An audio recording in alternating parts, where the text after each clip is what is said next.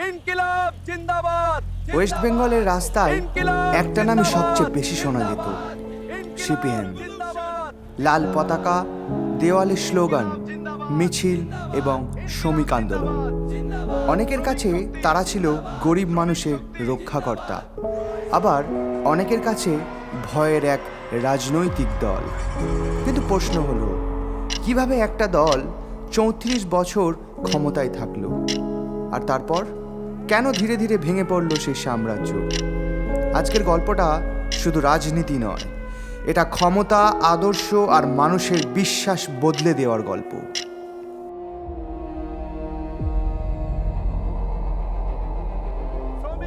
সময়টা 1960-এর দশক। ভারতের রাজনীতিতে তখন অস্থিরতা। গরিব কৃষক, শ্রমিক এবং ভাগ চাষিরা, অনেকে মনে করত তাদের কথা কেউ শোনে না। ঠিক তখনই জন্ম নেয় কমিউনিস্ট পার্টি অফ ইন্ডিয়া। তাদের মূল কথা ছিল গরিব মানুষের অধিকার। সময়টা ছিল 1977 সাল। পশ্চিমবঙ্গের মানুষ পরিবর্তন চাইছিল, আর সেই সুযোগেই ক্ষমতায় আসে লেফট ফ্রন্ট। শুরু হয় এক নতুন যুগ। এবার শুরু হয় অপারেশন বর্গা। এই প্রকল্পে ভাগ চাষিরা জমির অধিকার পায়, গ্রামের গরিব মানুষ নিরাপত্তা পায়, কৃষকরা প্রথমবার নিজেদের গুরুত্বপূর্ণ মনে করে। কিন্তু অনেক ইতিহাসবিদ বলেন, এই একটা সিদ্ধান্তই গ্রামের সিপিএমকে অদম্য শক্তিশালী বানিয়ে দেয়। এরপর শুরু হয় পঞ্চায়েতকে শক্তিশালী করা। গ্রামের মানুষ প্রথমবার স্থানীয় সিদ্ধান্তে অংশগ্রহণ নিতে শুরু করে।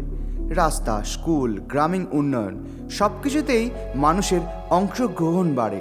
শিক্ষা ও শ্রমিক রাজনীতিতে সিপিএম নিজেদের শ্রমিকদের দল হিসেবে তুলে ধরে। ইউনিয়ন শক্তিশালী হয়, সরকারি চাকরিতে স্থিতিশীলতা আসে, সাধারণ মানুষ রাজনৈতিকভাবে সচেতন হয়।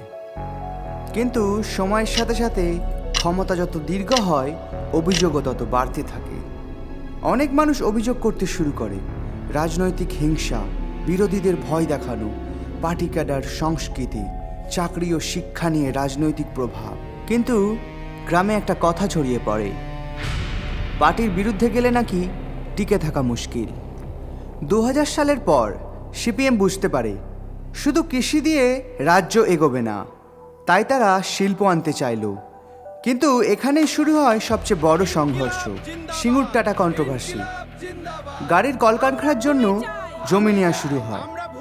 সরকার বলল এটা উন্নয়নের জন্য, কিন্তু অনেক কৃষক বলল আমাদের জমি কেড়ে নেওয়া হচ্ছে। তারপর শুরু হয় নন্দীগ্রাম মুভমেন্ট। এখানে পরিস্থিতি আরও ভয়ঙ্কর হয়ে যায়। প্রতিবাদ, সংঘর্ষ, গুলির শব্দ।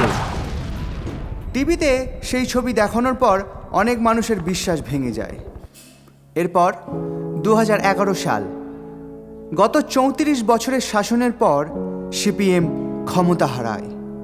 অনেক পুরনো সমর্থক তখন দূরে সরে গিয়েছিল, কারণ নতুন প্রজন্মের সাথে সুযোগ কমে যাওয়া, দীর্ঘদিন ক্ষমতায় থাকার ক্লান্তি, পরিবর্তনের চাহিদা।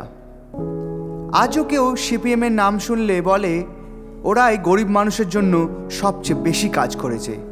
আবার কেউ বলে ক্ষমতা তাদের বদলে দিয়েছিল। সত্যিটা হলো মাঝখানে কোথাও, কারণ ইতিহাসে কোনো দল পুরোপুরি ভালো নয়, আবার পুরোপুরি খারাপও নয়।